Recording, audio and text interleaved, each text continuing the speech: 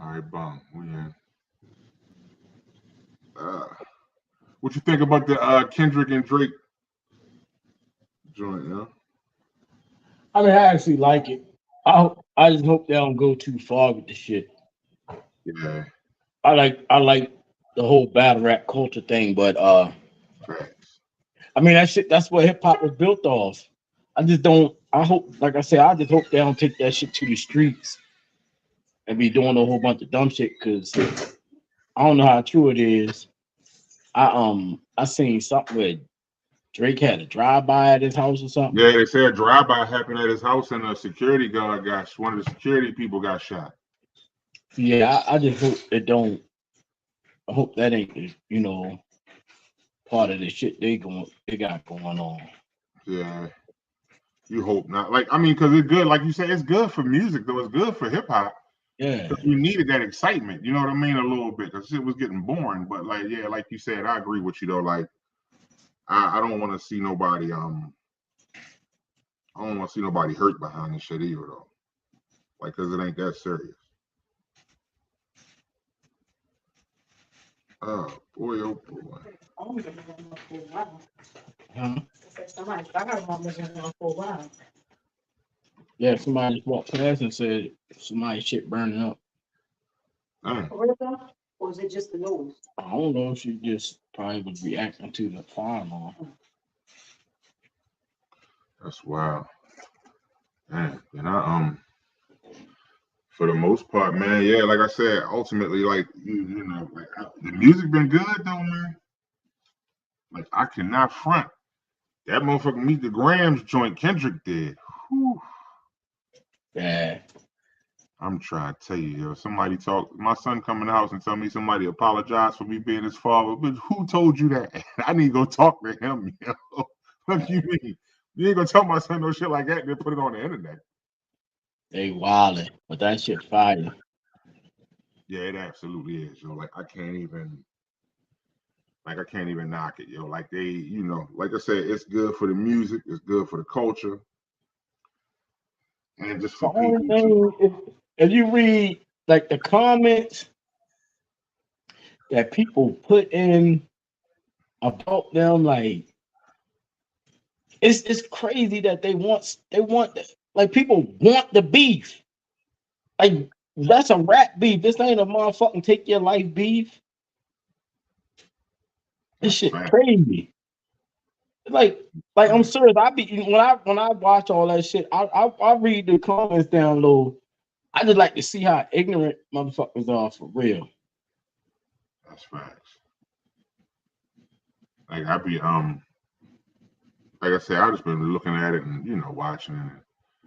They both been kind of going and and like I said, ultimately it's a bit exciting just lyrically, but like you said, like it more or less it always be like the fans and shit that be really causing the big issues, like because they don't want their favorite rapper to lose. You know what I mean? So they be doing that shit crazy. But man, yo, fucking triple shooting the other day. What, Friday? Down Bywater. Yeah, 12, 13, and 15, man. Were they the Shooting targets? the other day. I don't even know, yo. Like, That's I would all. hope the fuck not. I mean,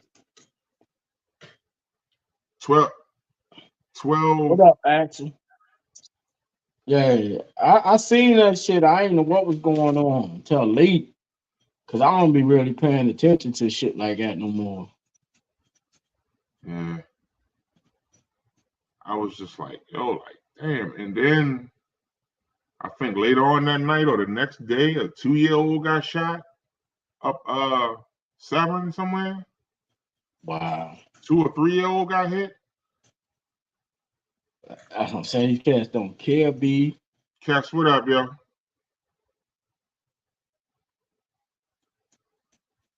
What's These good cats though? don't care. Yeah, yo, like it's I don't know, yo. Like I'm like that right there just made me say, nah. Chris, what up? What's going on with you? I said, nah, I can chill in the house. I'm good. Yeah, I told you, man. That's why it was hard. Like people don't get it because they be still asking me to mentor and shit, man. And I be talking to them, and I be like, man, y'all just don't get it. You gotta have your boots on, man, to really understand what the fuck going on No because fact. they, oh shit, Be- to to be in there with them, watching them trick you and manipulate you and run down the hallways when you come in and sit in the classroom, be good for 5 minutes, and as soon as you leave, they gone back into their normal dumbass routine. It was like I had to tell kids like, look, I'm not chasing you around the hallway. If you don't Right, want to come right. to the program, don't come. Pat the Cheryl was strict on that crap, but I was like, I'm not chasing you around the hallway for you to come to better yourself. Shit, you y'all want to act like that? Stay like that. I can't do nothing for you. Fact. It was one of the hardest things I ever did. I wasn't making any money. You know, I that was the happiest times of my life though. Helping them, Right, right. I felt so at peace with myself. I felt gratitude. I even felt like, damn, this is what I'm supposed to do for the rest of my life. That's why I was gonna try to take the classes and everything. But by the time I finished trying to take all these classes you gotta take to do that shit, I wouldn't have started making money till now. And that was like 10 years ago when I was doing that shit. Right, right. But I still, man, that was the most peaceful time of my life. Every night I went to sleep, I had good sleep because I felt like I was doing what I needed to do. But I'm telling you, when they took us away from me and went to Brooklyn Park, and then I had to deal with those kids over at the Phoenix Academy too. Right. Man, they didn't want to hear nothing I had to say. Like they don't respect that OG place. They don't respect that OG status. They say that shit. They call you OG just because you old. Um, but they don't respect what that shit meant for us. Like, Fact. even though I ain't listened to everything my OG said, but shit, when more of them talk to us, man, that shit stuck in your head. When you got older, you was like, yeah, now I see what they saying. You know what I'm saying? Stop wilding Right, out. right, But right. niggas don't want to hear that, man. You sit up there and another thing is, what's up, Troy, Chris? One of the main things to me was I didn't feel safe around them anymore. I started feeling like one of them gone. Like I got punched by one of my students before. You know how they run around punching each other in the stomach and shit? Mhm. This shorty banged me, son. Not went out me everything. I took that shit and walked with it. I kept that shit under my belt for like an hour and a half. When we went to finally help them with their homework, went to the gym, ain't no cameras in the gym. Son, I hit that boy with one of the hardest punches I ever threw in my life and like that shook his world. I punched him slam back in his stomach soon as he walked in the door. He was laughing. Wow! That motherfucker laid on that ground, couldn't breathe. I said, oh, now you want to be a snitch. I hit him with their own shit. I said, now you want to be a snitch. You want to go tell on me, but you ain't say nothing about me hitting. I mean, you hitting me. Right, right. But these kids, they dangerous, son. That's another reason why I don't coach football. I'm done with that shit. I'm done with that shit. These I get kids, it. they dangerous. I get it. And then you have people that, you have people that just refuse to accept the fact that some of these kids is bad. Like they refuse it. Like, and it's like, oh well, they all right. They ain't that bad. Nah, they that fucking bad. Sorry, they are that bad. Like it just happens that way. What up, Troy? Ashley, what's good? I got Dave, no, Go ahead. no, I was saying I don't know. He asked, did they confirm what the shooting at Drake Mansion was about? I said, nah, I don't know. I haven't heard nothing about it yet. But nah, that actually, and you know the crazy part is, yo, when you said OG, I actually was thinking about making that the topic of the conversation tonight, like what happened to the OGs. You know what I mean? Ain't nothing happened to us. It's them. We can't make them. Like everybody kept saying, you know, it's y'all to help them. It not. You can't help them when I can't help your child when your child comes to the program and is being good in the program, and then got to go home to you. When I come to your house and tell you that shit got overboard, you like, well, I'm gonna just not let him come to the program. What does that Yeah, help? yeah. You know what I mean? Oh, what are y'all doing to him? What is the teachers doing to him? Oh my Shit, God. the teacher ain't doing nothing. But the teacher can't even teach a class. You know, we had a parent like that when I worked for the kids program I worked for. We had a parent like that. Whenever this boy would do something wrong, we would take him home. What y'all do to him? What y'all do to Yeah. him? You don't just act like this. I said, no, listen. I said, let me explain something to you. What's up, Ashley? Your son is in this program for a reason. He's here for a reason. You Right. put him in this program, which means you know that there's an issue.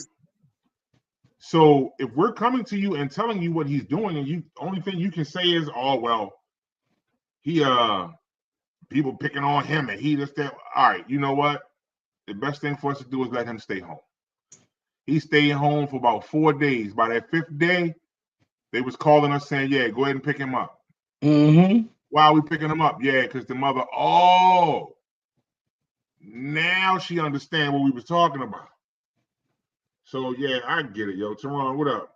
What up, Teron? That's what David said. You see what David said? Yeah, home discipline died and they jumped off the porch earlier than they are supposed to. Way, way earlier. Bro, Yeah, when's the last time you seen the basketball courts packed? Man, you remember when we was it's young? been a We while. used to, man, when 20 had their court up, when 20 had the court down there, motherfuckers from Bywaters, Rhymewood, Eastport, they would come down anytime and we would play against 20 against them. I don't see the courts packed like that no more. Um, I don't see the kids really playing street football like they used to, man. We used to play tackle football on the field down 20. I bitch stayed packed on Sunday. These kids don't do nothing but play these damn basketball court on the monkey bars. The court was packed. Hell I yeah. mean, on the monkey bars, we kept them bitches packed. They don't do In nothing town. no more. In town had some of the best monkey bars for basketball. Y'all Mm. remember that joint, y'all. But I like it's You I see, mean, and you gotta look at too the lower generation gap too. yeah, You know between what I us and mean? them. Like it's a lot more kids being born to teenage parents. You know what I mean? Between 16 and 19. And they really barely out of teen, they barely out of adolescent. So, like so that happens too. Some of these motherfuckers is Real bad funny though. with the jokes. Some of Now, them let is me see bad what though. Teron said.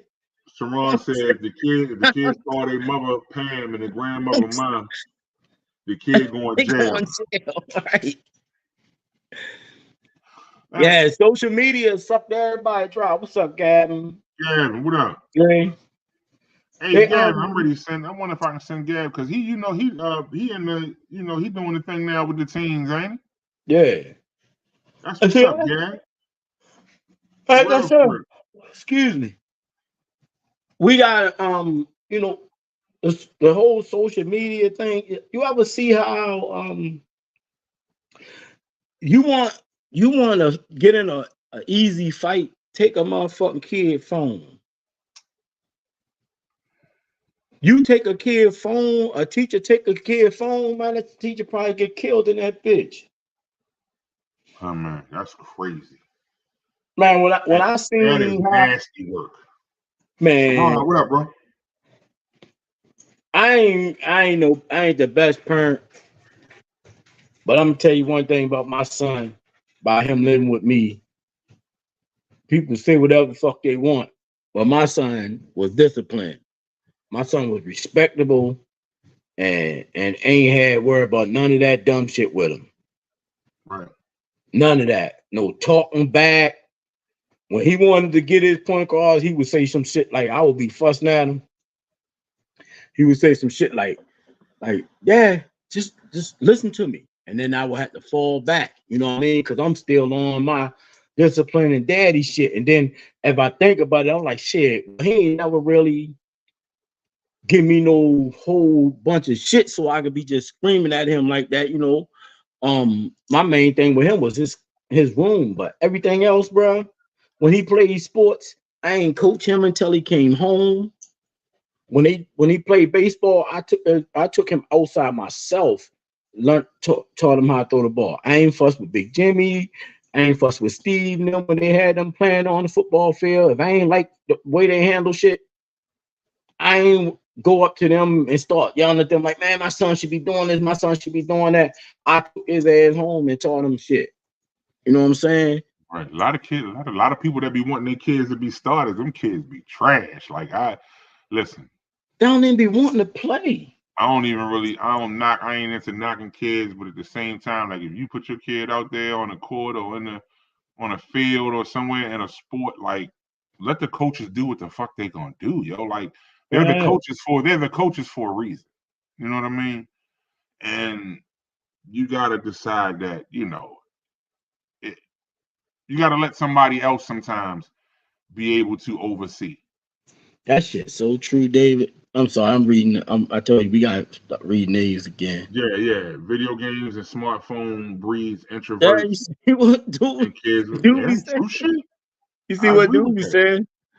Who? Hey, Gavin, dude, I took my daughter's phone from her. She I'm about went telling you, crazy. son, they'll lose their fucking mind like it's the last thing on earth. Like you got Yeah. some military secrets in that bitch. I go in his room and shut the door, turn the lights and shit off. I said, "You want to go to sleep? Go ahead. But you ain't getting Yeah, this phone." the whole world fucked up. You know what I mean? Like, nah, yo. Like, I get it. Like sometimes we pull the phones from our kids too. Like, all right, give me this because this doing But too much for them. the problem ain't just the kids. Just like I was trying to tell people with like when they was talking about the football shit, right? When you go to football and youth league sporting events, all that shit. How like I went to a youth league football game. They got motherfuckers outside the fence drinking on school property, smoking weed. Yeah. Go inside, it's mayhem in there. Everybody, it ain't just the kid, it's the whole society. Because think about this: what's the first thing you do if you leave your phone home? Go back and get it. You gonna turn that bitch back around, be late for work to go get your phone. True shit. True You shit. leave your motherfucking phone, the first thing you do, oh shit, I left my phone.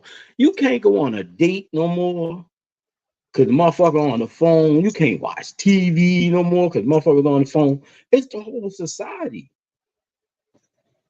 Yeah. That I you, had I had to learn that being out on a date with Camera. Like I had to put my phone down. Like because I noticed that too. I'd be sitting at the table. And I'm like, fuck, yo, why the fuck am I on the phone? I should be sitting here talking to her. So I had to break that habit myself, like putting the phone down. Yeah, Doobie, absolutely. Get the grades right. Having that stuff is a privilege. Yo, listen. I explain that shit to my son too. Like this shit is not, you're not supposed, you're not entitled to this. Like we give you this as a reward, but I will take the shit back too. Man, I stay taking the damn switch up out his room. Nintendo Switch, the phone, all that shit. man, once Mike stuff got took in, like when I made him stop playing baseball because he had a D in science, motherfucker got all A's and a D in science. Real talk, all A's. I said, well, why you ain't doing right in science? Because I don't like it. All right, then. I got something for you not liking it. I ruined his whole baseball career. Mike probably could have been in the pros. No. Man, And then I get back could be out sitting there. at Wrigley Field cheering them on and shit, but you, All because you right, want to be a good parent and shit. man. Have What, morals and shit. man? Fuck all that. Why you couldn't Keep just be it like the other right. parents, yo? Let them figure it out in college, B. I Could have figured ain't it out in nah, college. not this one. We could be at Yankee Stadium right now. We went out. That bitch was like, "Do you remember?" I said, "What that say?" He said, "Scholar athlete." All right then. What's up, Mo? It ain't What saying up, no Mo? goddamn athlete scholar. Yeah, You got, yeah. but like I said, how can you discipline when you don't have discipline? Your kids watching you do the same exact shit. How can I coach your child when you sit out in the stands and yell at me? Because Right, the right, same right, play I right. ran last week that scored a touchdown on, I can't score off that play this week, and then you telling me it's a dumb play. We scored off it last week when you yelled, "Good call, coach."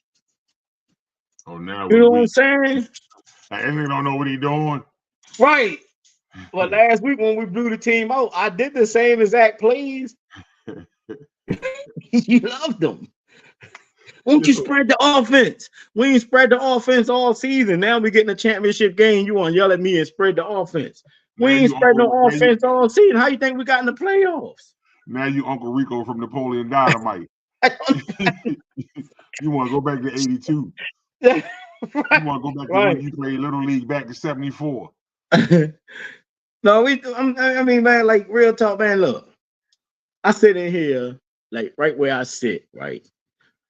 My window right here, and I sit here, and the playground right around the corner, bruh. You ever been to a fight party with a bunch of drunk ass grown ups watching a boxing match? Yeah. That's Yeah. what the playground sound like. That matter of fact, Man, fuck that, yo. Man, you suck, yo. You a bitch, yo. Man, fuck you. the last time I was down there, yo, matter of fact, when I forgot where I went when I left, and the little kid was walking across the street, and I was trying to slow down. They was like, "Come on, hurry up, bitch!" I was Yeah, like, "Yo, what the fuck?" man. I said, "God damn!" One The shorty was diva, cussing in the diva, street. the voice, diva. What up, Jan? What up, What's Jan? up, dude? Jan? Hey, yo, yeah, like I was like the little kid was like, "Come on, hurry up, bitch!" I was Man, like, shorty said, go ahead, my bad. "Who the fuck is he talking to?" Kamala was like, "Just keep going." She's like, they probably talking to one of the kids across the street. I said, "Yo, that's wow." Shorty couldn't have been no more than 9 or 10. Yo, shorty hit me with one of these. He was cussing. And then he looked at me like, "Man, I'm sorry, sir, but these bitches get on my nerves." I like to laugh. I said, "That's some fuck wild shit." I like these little families, buck wild. Shorty Yo, said, "Man, I'm sorry, sir, but man, that bitch get on my nerve." I'm like, "Yo, I ain't even say nothing. I'm cleaning my bike. Get down, Gabe. I'm cleaning my bike, and I just hear it. But the whole time, like." It's adults all over the place. And this is what I realized. Like me, I'm just observing of everything. I'm sitting there saying to myself, and I'm guilty of it myself. None of us don't say shit. yeah. Back in the day when somebody mother heard you cuss or aunt heard you cuss, uncle heard you cuss, Lean the fuck on you bad. they're like, "Boy, you don't watch your damn mouth." The first thing popping out here now is I don't even want to say nothing because Shorty might, he might go tell his mom or his dad. Next thing you know, you out there ready to fight because you done told somebody kid. But just think about this shit. Excuse me, I got hiccups. We won't even say nothing because you just said it yourself. Cam told you don't even say nothing, but your first reaction be like, "Are you serious?" Yeah, And I do it every time. But I start saying shit now though. Doobie said my dad gave me a business card one day and said, "Take it to school, write down how many people will pay your bills." Fellas, I brought that card home blank and was straight honor roll from 10th grade. That's on Yo, time. listen, man, like But you get it. You know, some of the fucking parents. I get like the parents will come to your door and start cussing and shit, and the kids be standing there smiling and laughing. Yeah. Like, first of all, don't be talking to my motherfucking child. I'm a fucking somebody that's a fucking child, and you don't. And I'm like, and you wonder why people knocking. You wonder why somebody cuss your child out. Yeah, You wonder why. You sitting here acting like this, and you wonder why they cussing your motherfucking child out. For real, for real. Them ashy ass knuckles. Like, don't come knock on my door and talk about your child and angel if your knuckles ashy. I don't want to hear that shit. There's But something. nah, like, perfect example. My bad. School called me. My son came in the house and was like, he had an issue with somebody in his class or whatever. So I said, "What, did you talk to the teacher?" "Yeah, I talked to the teacher." "What the teacher said?" "She didn't really say too much about it because whatever." So I hit the teacher up. I said, "Hey, look, I was talking to Kai. He was saying that he's been going back and forth with somebody in the class." And once the teacher said it, I said, "Yep, that's why he ain't said nothing to the teacher." The teacher said, "Oh no, I'm aware of it." She said, "Kai and the other person picks with each other all the time." I said, okay." I said, "See, huh?" No. It I ain't wasn't mean to say because nothing. what she was saying was basically like it's when he comes and says something to her, it's because now he's tired of going back and forth. Yeah. So you going back and forth with another kid, and they say some shit you don't like. That's Yeah, part of you joning. gotta take that That's on the part of chin. joning. You want to join on people, you gotta be able to take the hit. Like I told him, I said, "Yo, like it's some things like I'm not gonna be able to do. There's some things I can't protect you from." And you have to understand that you at an age now, like when you make certain decisions, you're gonna have to deal with that shit. At least until you get home. But that kind of thing. But like I said, that comes down to because I know my son. Because I've seen how he goes back and forth with his sister. So I know that it's not a stretch that he's just sitting there and somebody just fucking with him for no reason. Yeah, that whole village. Yeah, that. Yeah, the village concept has disappeared. Oh, Totally. that shit over. Yeah, it Nobody don't. disappeared. Nobody don't care about nobody don't care about the next person. I'm telling you, we have totally been Americanized. It's it's how this country it's how this not our people, but it is now. We done like that whole black. Remember we talked about it last week. The whole black fist, fight the power, all that shit. That shit over with, bruh. Nobody don't care about that shit no more. You get man. I had kids in my program that when I finally did go knock on their door and talk to their parents, I was having a full blown conversation with somebody who was sitting there waiting for me to finish talk. I'm like, who are you? I'm like, I said, how you doing? My name, Mr. Mike. I said, my name, Mikey. They call me Mr. Mikey in the program, right? It's like, oh, you, Mr. Mikey. You the one. Oh, I want to thank you so much for having my son, man, his grades and everything. I said, he's doing better, but can I ask you a question? All right. When I met your child had all E's. You guys didn't know that. It's like, no, I didn't. I'm sorry, but life busy. I get that. Your son has phone posits on, 250. polo shirts, and 40. expensive ass jeans. He got his outfit cost more than mine. What a cut. I'm like, yo, how did your son have all this stuff? He got an iPhone and he in Another school 800. and not doing anything. And what I'm trying to tell your son is, if you got an iPhone, you don't even have to do your homework because all you got to do is punch the shit in on your iPhone and it'll give you every answer, but you ain't even smart enough to know that. But why does he have to be smart when he's still playing football? I just don't understand parenting. Instead of just beating kids' ass, all I had to do was take shit from my kids. Whatever I paid for, I took. You know what I'm saying? It was like, Come on, man. I said, you really don't know me. I said, what if I was? What if I was a sex offender? She's like, well, you with the church? I said, yeah, churches pick up programs like this. That don't mean that I can't get past the pastor. The pastor gonna fall in. I can make a pastor fall in love with me just to get to your child. I bring your kid home at 6 o'clock, 6 o'clock in the afternoon. Hmm. You know what I'm saying? Yeah, you don't even know who I am. And I'm like, that's crazy. That is. Some people didn't even know where their kids were. They just send them to the YES program. Every time their kid get in trouble, I went to the kid. I had a good turnout. After I finished, me and Mr. Boston, I'm not, when I say I'm just because that's on the show, but this is Pastor Cheryl's program.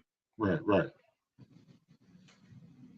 Yeah, I mean, dude, you gotta think about it. People out here doing shit, bro. Like, And I can't trust my that'd be the kid. type of program a lot of them be involved in too, for real.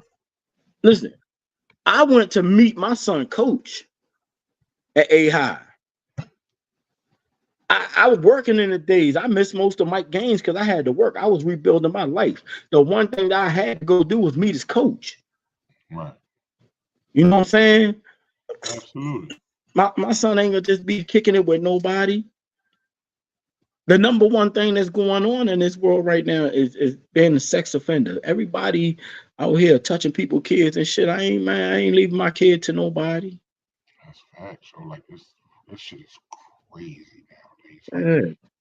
Like they got like every time you see it pop up on the news, it'd be a teacher at a school, it'd be a youth pastor, it'd be somebody involved with the kids. It's crazy, yo. It's crazy. And it's like because and like it creates it's as weird as this is gonna sound, it creates a chain reaction where those types of people are hired because the people who are qualified to do the shit don't want to do it no more because they tired of dealing with people's kids. Damn right. So that's how you able to have that happen where you have a sex offender that's working in a kids program or working in an after school program because a lot of these places just not doing the due diligence because they just need somebody there. They need somebody to help. So they'll take anybody. And they're a lot of gonna take people change their names and all kind of shit. yeah, and they're gonna take good people out of the programs. They're gonna take the money away. Every time something happens in society, the first thing they do is take away from schools. That's facts. When they take away from schools, they don't just fire teachers. The first thing they do is start letting go those after school programs that y'all don't see. Those little programs, that other like Pastor Cheryl, she get grants for everything that she does, and everything has to be documented with her. She run that joint like military, bruh. If something ain't right, you gonna hear the most pleasant getting laid out you ever had in your life. Mr. Mikey, your paperwork isn't ready. I know we're not doing this.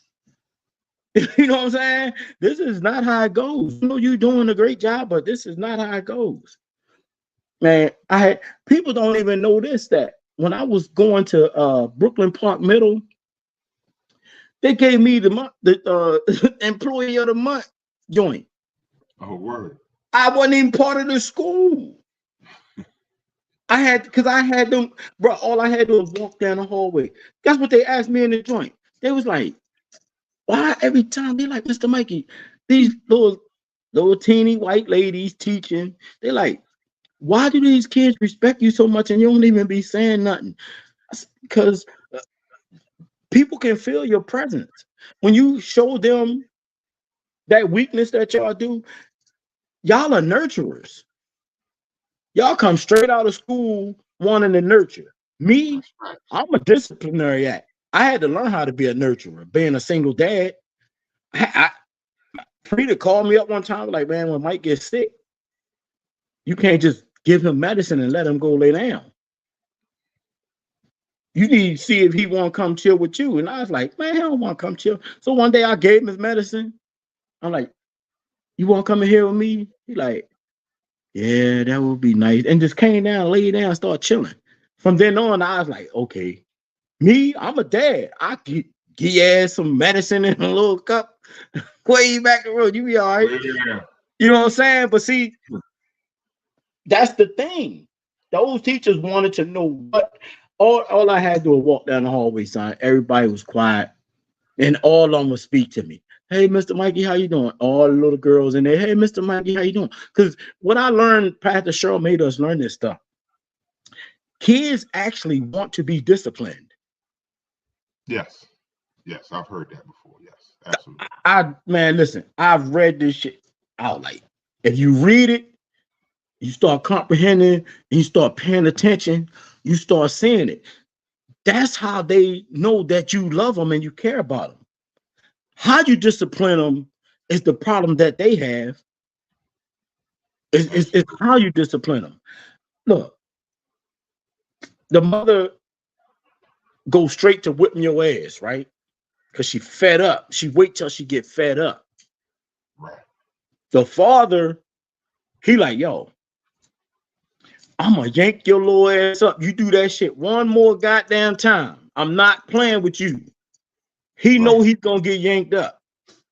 He don't know when the mother gonna whip his ass. He know he's gonna get his ass whipped if he keep fucking with her. But he don't know when. Cause she trying not to whip his ass. A father like, nah. I'm wishing nigga would keep playing with me. That's how fathers be, and that's how the shit go. But that's wow. But I mean, we missing that though. Like, and that's the thing of it. Like, we are at a time where our children have been told that being disciplined is wrong. We live in a time where we're told that fathers don't do enough for their kids. Meanwhile, I see hundreds of thousands of black fathers doing everything that they're supposed to do for their kids. Our children are told that the best way to be famous is to be a rapper or be a sports player, athlete, a professional athlete, or you ain't successful. You know what I mean? Or you're not successful. Like, our kids have been taught that the mailman is struggling. Our kids have been taught that being a plumber is nasty because you ain't cleaning up nobody's sink and shit and toilets and all that. Our kids have been taught that being you know what I mean? Like, just certain shit, like, it's not. And one of the biggest things is they took trades out of schools, yo. Like, when they took trades away, when they took away masonry, carpentry, plumbing, HVAC, auto mechanic, culinary arts, what else? You know what I mean? Like, when they took that stuff out of schools and they made you start having to pay for it, that threw off a lot of shit because you had a lot of people that came out of high school that couldn't afford to go to Lincoln Tech. You know why they did that? I know. Because everybody can't afford that shit. And everybody that was doing it back in the day. Absolutely. Everybody that was doing it back in the day started having some type of success out of their life. You look at our generation, the generation before us struggled a lot. Right. Our generation from that 70s, because they had just got past that, you know, all the prohibition, I mean not prohibition, all the battles with the, you know, what is it called? How the fuck could I get that? Our generation is 1970, I think, to 1981, 82. Because you gotta remember Dr. King just died in 68. So they still going through, you know, all that shit with the big facts. You know what I'm saying? And I was born in 73, so it was rough. And then, like I said, those trades that we had, it kept us busy. And even for some of those that was out there selling drugs and everything, that shit was for a period of time for us. Now selling drugs is like a lifestyle. Like we all did our dirt out in them streets and shit, but like I said, I fell back. I paid for electrician school to go to electrician school. I know my homeboy Marvin from out Stansbury from out of what's the name? Out Jake, Gardens what up, Jake? Valley. He went to, he seen me every day. Like, man, every day I see you, you here reading a book. What the hell you reading? I say, man, I'm in school, yo. I read my book every day. I was strictly just in that book. He like, man, I said, man, you need to go check, yo, because most of these trades, the company pay for you to go to school. When I looked again, his ass was gone school. When we graduate from trade school, we don't owe no money. People that Mm. go college, the average college student do not make any profit until about 20, 30 years after they've been in the trade. Yeah. Because they pay so much in student loans and all that shit. They really don't make no money until unless, the lucky ones get with a fucking good company or something. But Especially if you're in the STEM, science, technology, what is engineering, what the M stand for, mechanics, I think. But yeah, especially if you're in the STEM, like you see a lot of people that have STEM degrees, like they work in other places because a lot of places just ain't paying enough. Like I looked and saw a place was hiring a psychiatrist. $17 an hour. I was like, yo, you're not gonna get no psychiatrist for no $17 an hour. You might get a therapist or somebody to work, but like these people, like it's a difference. The cost of living going up, but don't nobody want to pay nobody for the cost of living going up. They expect you to make the same salary for 20 years and be able to afford to go to work. You know what I mean? Like, and it's crazy. A lot of places, depending on where you work, you shit, you spend more on gas going to work. I won't even I won't even work for a company if I can't take a company truck home. I turned down several different places because of that. And the company that I work for, shit, that bitch only like 7 minutes away. Right. I never worked for a more nicer human being in my life. That's what's up. I swear I pray every day that I don't nothing mess up this relationship that we have.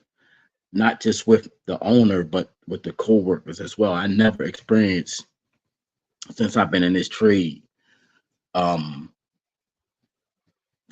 people that I can actually have a conversation with every day. I never even would talk to people at work because I didn't want to make no, friends with them because I didn't like them. Dude, you say you've been working from home for 4 years. Yeah. See, now let's think about this. All right, you got all these kids out here, right? No, none of them want to do nothing. The only thing they want to do is work on computers. What up, Al? All they do is want to play on their computers and shit, right?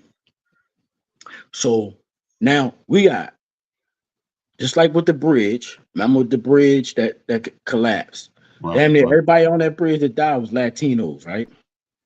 Yeah. You got lawn people, Latinos. You got people building houses, Latinos. The Latino dudes, their wives or girlfriends are starting to come there and clean up the area around. That's a job. You got Latino females now holding the signs. Stop, slow. You got all of these Latino people working for cheap money, but they're getting experience. So now they're starting to open their own companies. When they start their own companies, they are not going to hire outside of their race. Right? But we always try to hire them. We always try to hire them for everything, but all they doing is what they're supposed to do. Facts. Absorb information, turn it into a positive for them. But my point is this. What I stopped hustling and shit when I was like 27, 28. That's when I went to electrician school. Right. What are these kids going to do? They are not, no one's going to hire them because they want to make $80,000 and can only read at 6th grade levels. They dropping out of school. How are they going to open up businesses when the businesses are already being opened by people who pay people less? They charge people less, so they're going to get the business. A Latino lawn care, they pay they own people what the same amount of money, right, as regular, but they all from the same community. huh? Yeah, yeah, Bruh, we drop them off at home. They make sure that everybody get to work every day. yeah, absolutely. So what they can do is this. Instead of giving you more money, now I open up a business. We all make okay money, enough to survive. But not only do I give you a job, I give your girlfriend a job. Now y'all got two incomes in the household. Right. It, what are our black kids going to do in the next, I say I give it less than 20 years. Yeah. You'll have to There's a start. study right now that says that there is nobody really going to electrician school like they used to. Look it up. Trade schools, all that. They keep, oh, Yeah. I'm gonna get out here and I'm gonna go college and play college. Man, play college ball. How you gonna play college ball and you can't read? You know what I mean? Like you can barely do math. You know what I'm saying? Like it's it's a mindset, yo. Again, that's the only thing I can say. Like it's a mindset, yo. And the bad part about it is it's a mindset that's taught from somebody else too, over you. You know what I mean? Like somebody taught you that mindset. Like, you know, a lot of these things is learned behaviors. You know what I mean? Like, so it's something that you see and you mimic. And like I said, then you add the music. They see all these rappers making this money or acting like they're making a lot of money, and they're not really making no fucking money. And they somebody said black people, or God King Wayne said black people hate each other. That's the biggest problem. We're not a nation of people. Huh? I said he ain't lying at all. I ain't want to cut you off. I just made a mistake. Yeah, he said it's a free fall. Like, and like it's bad that we have to look at it like all you can do now is just raise your family to the best of your ability and That's it. and keep it moving. Like that's terrible because it was at one time like our people was like if we saw something that we got together and you know we band together and we did shit, yo. But again, that's something we figured out a long time ago. Everybody want to be a leader, but don't nobody want to do what the leader's supposed to do. But everybody want to lead. Everybody want to lead the movement. Niggas just want to stand up and do that. What's the devil? And we ain't police and like. But then when the police show up, then everybody like, oh, hello, officer. How are you today? No, we walking. We going home. Like it's crazy, man. You know what the bigger problem is?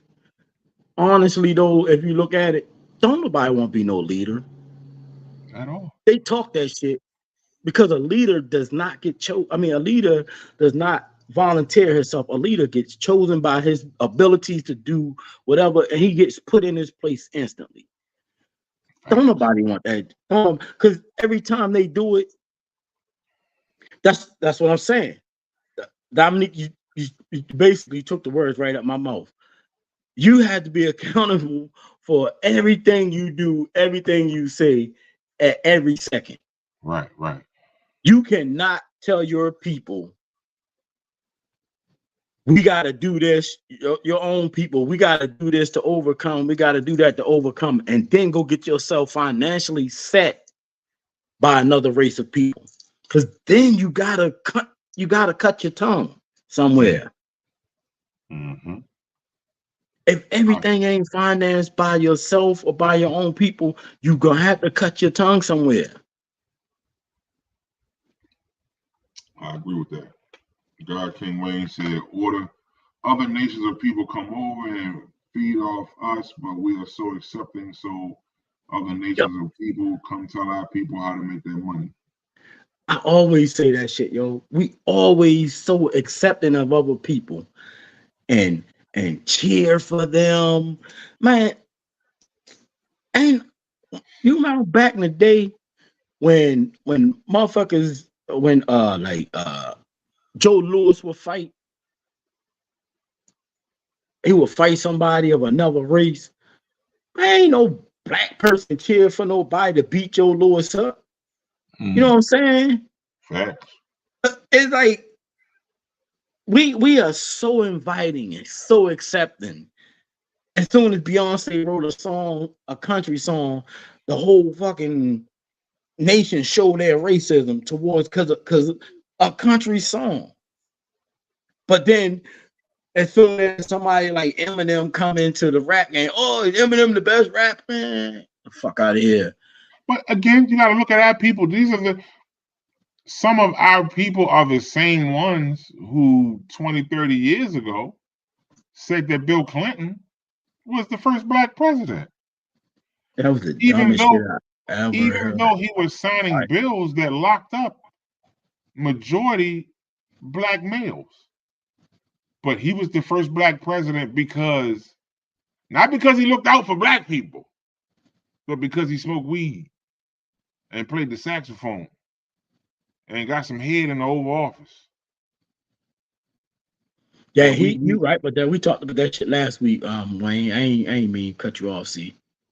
We talked about that last week, how we let one of the biggest generational wealth things that ever happened to us was hip hop music.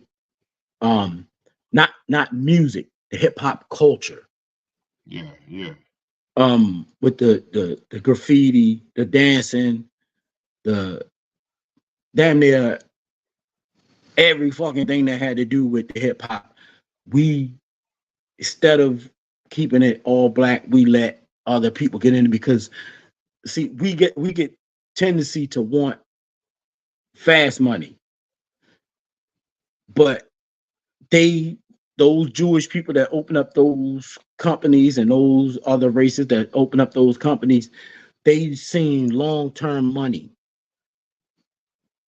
And they say, well, I can give if he can give 5 different artists $10 million, how much money did those artists make him?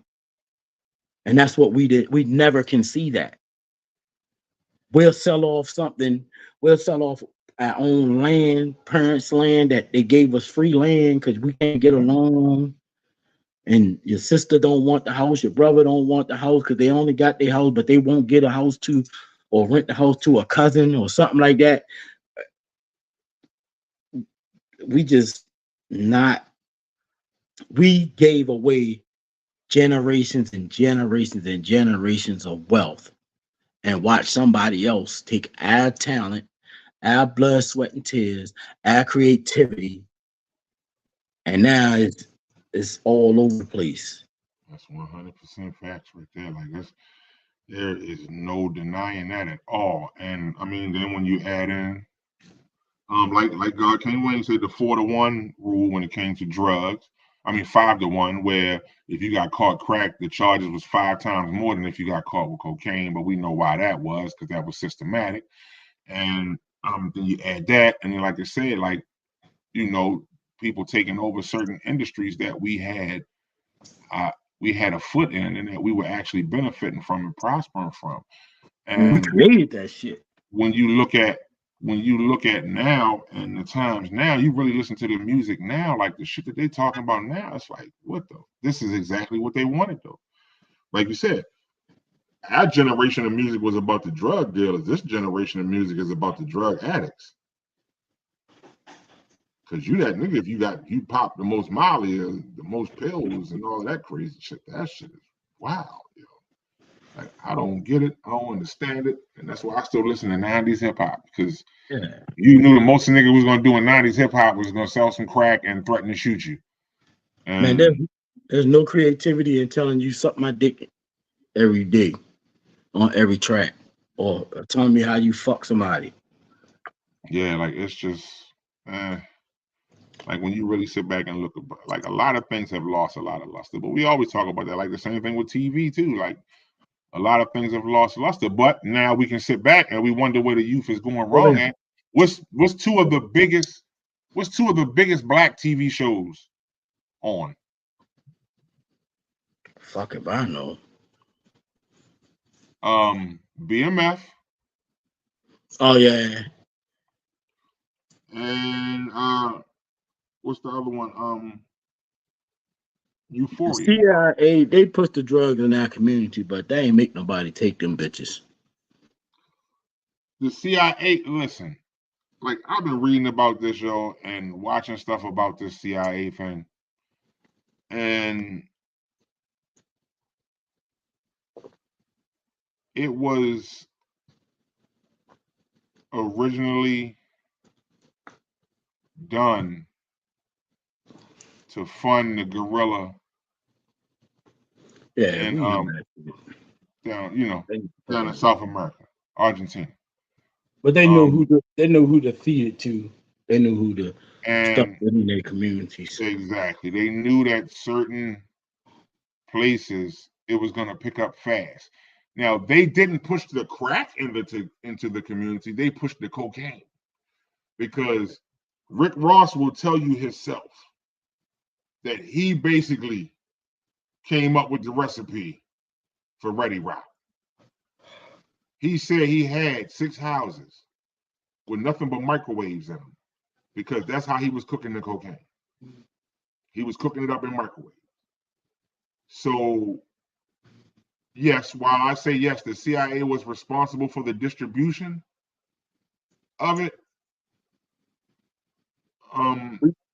Black, it took it to another level. The Yeah, drug it was dealers pushed to took it another level by our people. Because the CIA, I'm sure they didn't give a fuck which black community got the fucking cocaine. They didn't care, because they wasn't just pushing it in the black community either. Nah, It was being pushed up in Portland.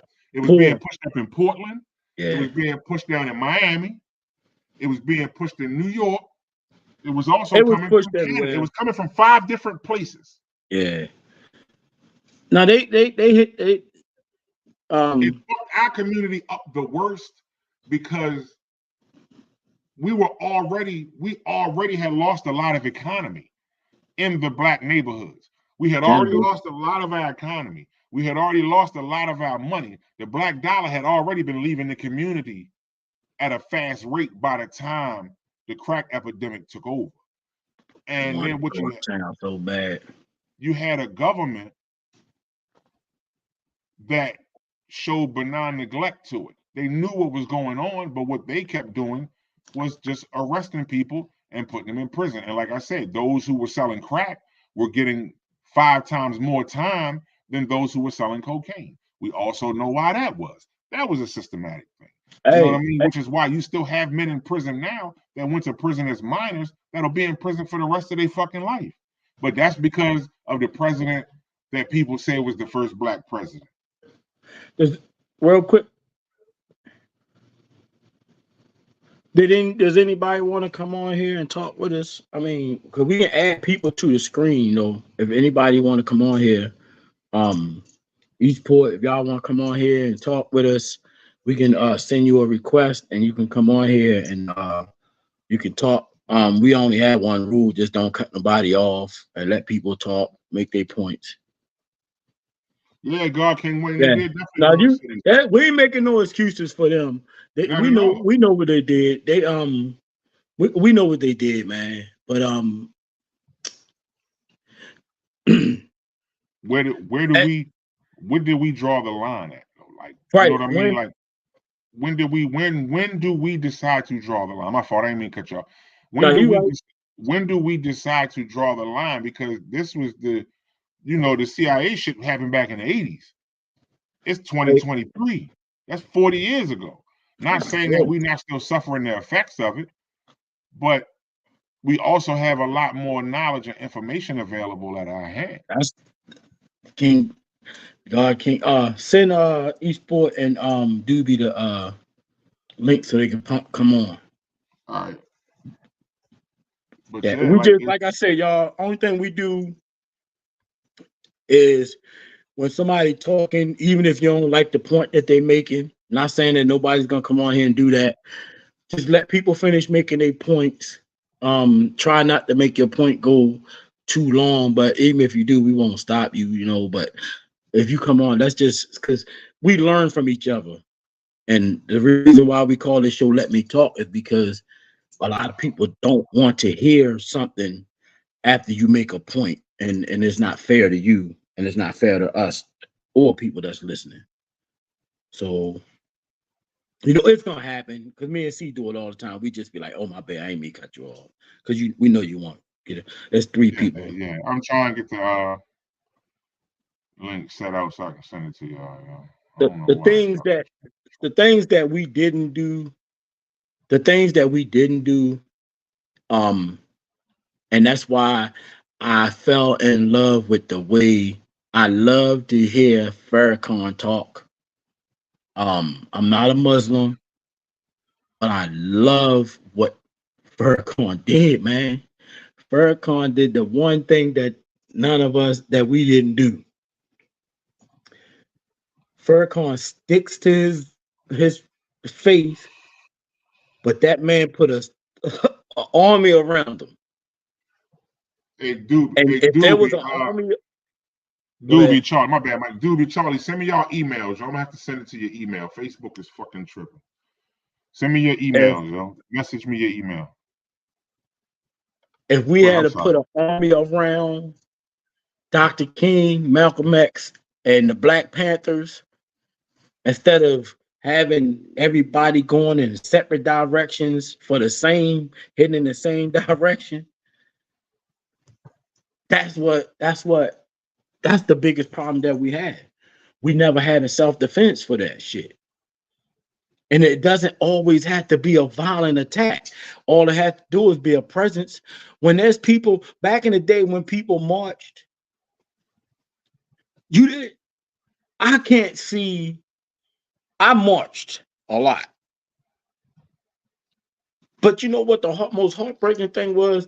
That I was marching for my peoples, and my peoples was on there getting mad because we was blocking up traffic.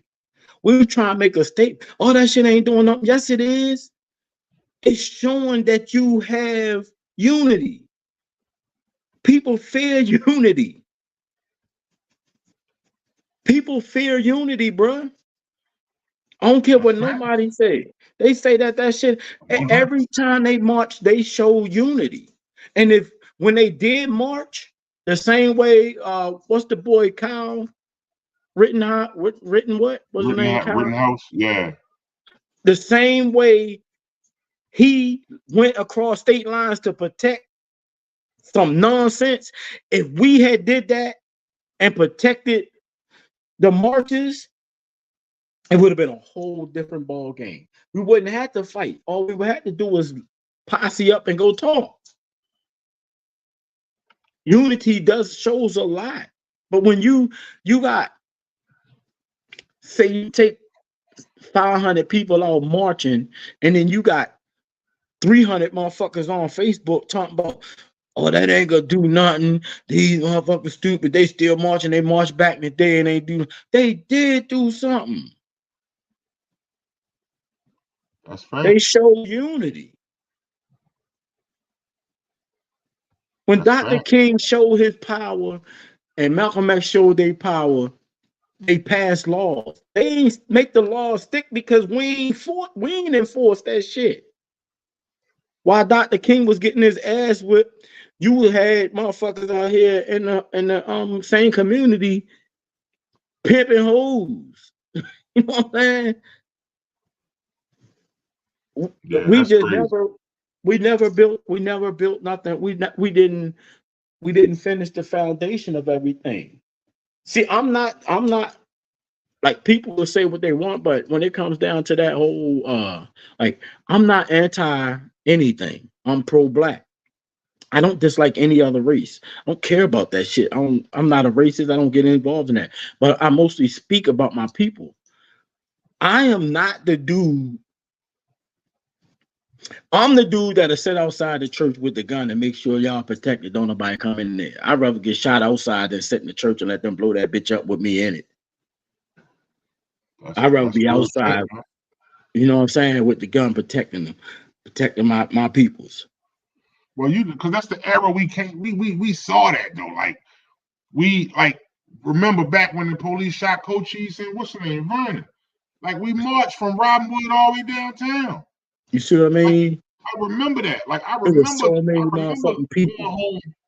I remember going home because we lived at Annapolis Overlook. I remember going home, dropping my backpack off so I could go down Robinwood and start with the march. You know what I mean? I remember motherfuckers pulling up like fuck y'all and saying this and that or whatever and talking crazy, They but ain't we still stop. did that shit. You see those same people that was yelling fuck y'all and cussing and all them, they ain't stop. Facts.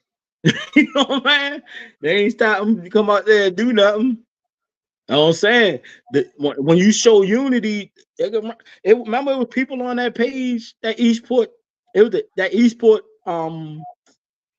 that Eastport page they got around here. That's one of the most racist places one of the most racist pages I ever seen in my life. And I can't believe they allow that shit. It was a dude I was cool with, white guy, And when they started when we was doing the joints downtown and all of that, Mm-hmm. I remember him posting and saying like, y'all are really really inconsiderate, and y'all don't even live where this happened at, and why y'all being I messaged him, and I was like, fuck you, fuck your people, fuck your ancestors, fuck everything y'all believe in, and like that shit right there, like nah, because now your real colors is showing. Because it was some black people too. Like, let's keep it 100. It was some black people too from Annapolis that was complaining about the traffic because of the march. Man, I went off on one of my friends. I went off like, man, I went off on people on that page. Motherfucker, like, if you all block traffic, I'm gonna kill you. I'm gonna do this. I said, well, you know where we're gonna be. So it ain't like you gonna have to find me. Right. Charlie, so what up, Charlie? You could threaten me. You could threaten me on Facebook, online. I told you, just like I said, you could threaten me on here all you want.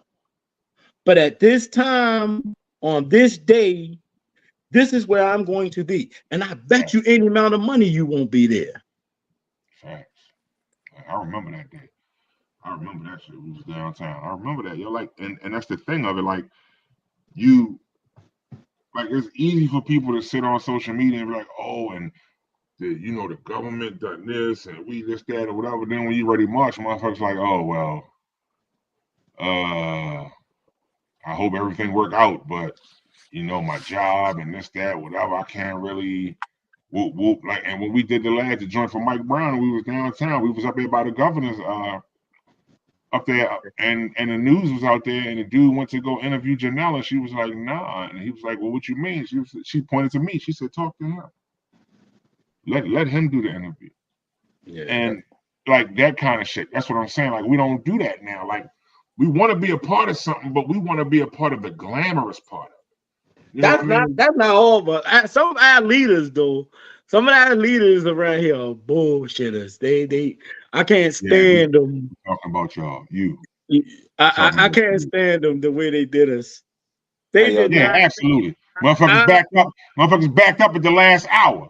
Didn't at the 11th hour. And then when it was time to talk on the camera, wanted to jump in the fucking camera. I was like, yo, this is crazy. But I was told not to say nothing by some women. And I told them, I said, well, this is what I'm going to do for y'all. I'm going to respect that shit. But what I'm going to tell you now is, if these guys come back in front of this camera one more time while I'm there, I'm going to say something. I'm going to be like, where were you? How you brothers doing?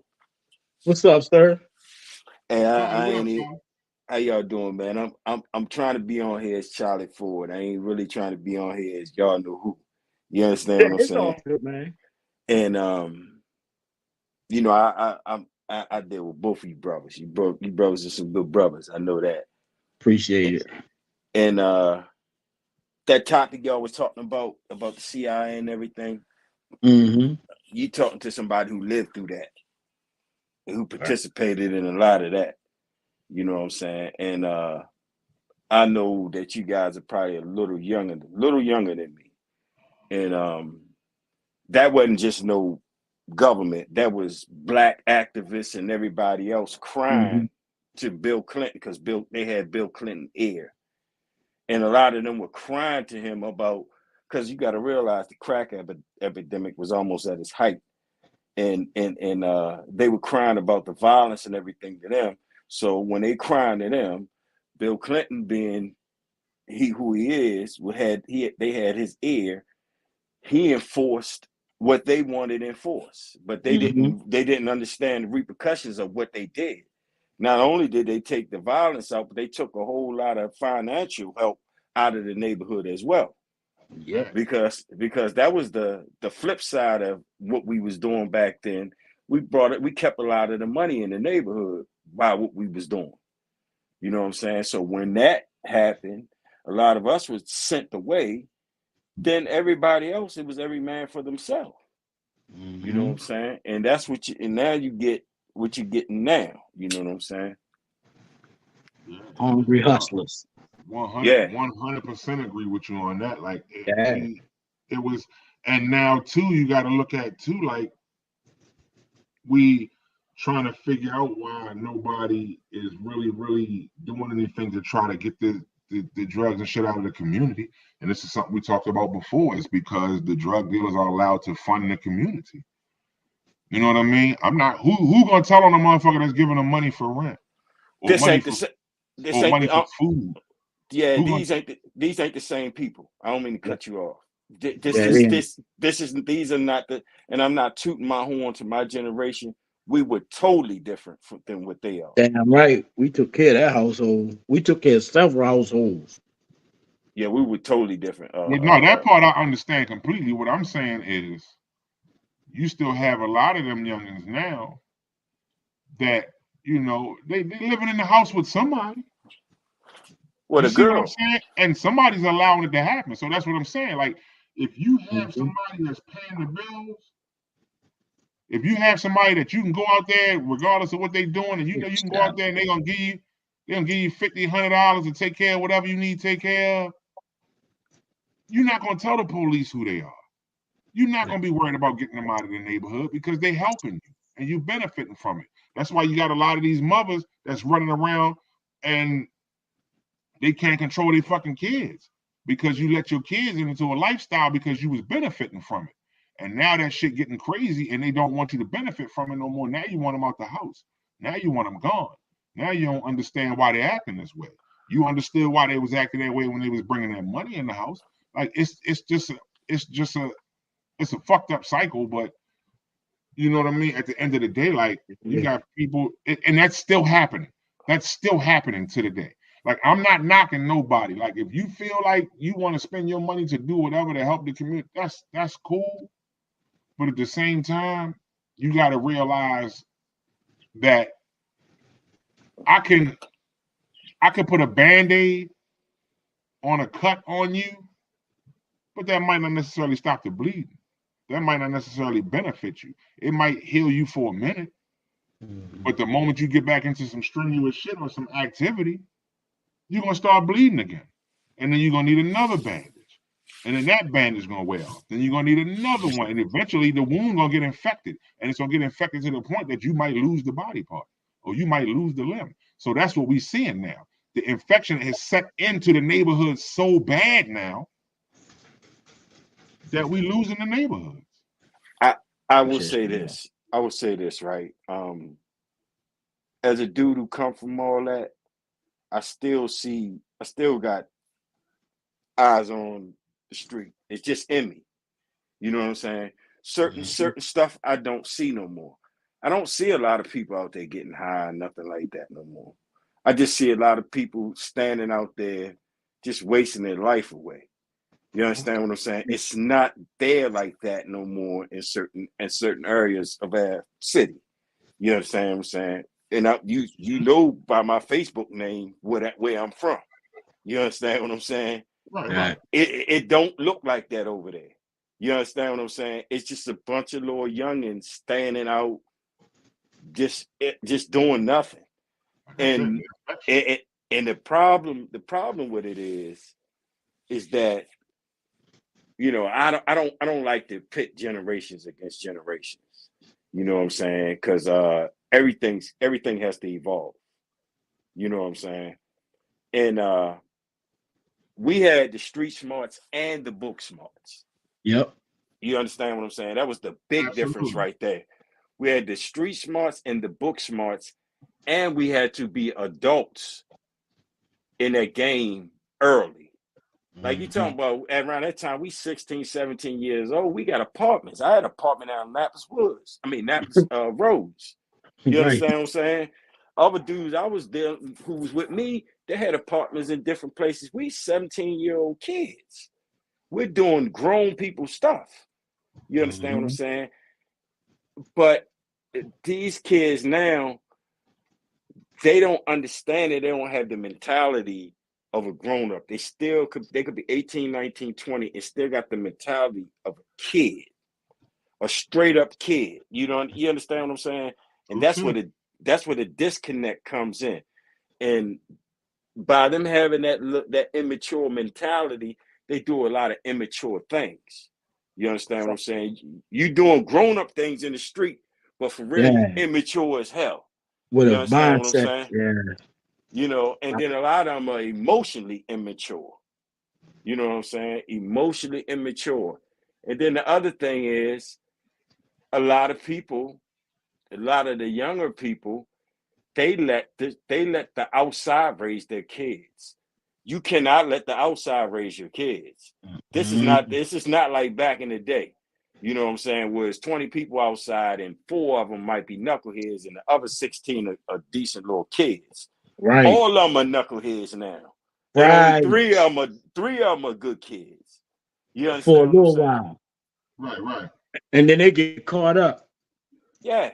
The Yeah, because they programs in surrounded. this. Go ahead, my bad. Go Yeah, ahead, finish. they surrounded by knuckleheads. That's why. Yep. And you know what? When I was mentoring, I told them in the schools, they like, well, such and such was a good kid. I say, y'all linking all y'all programs to badass kids.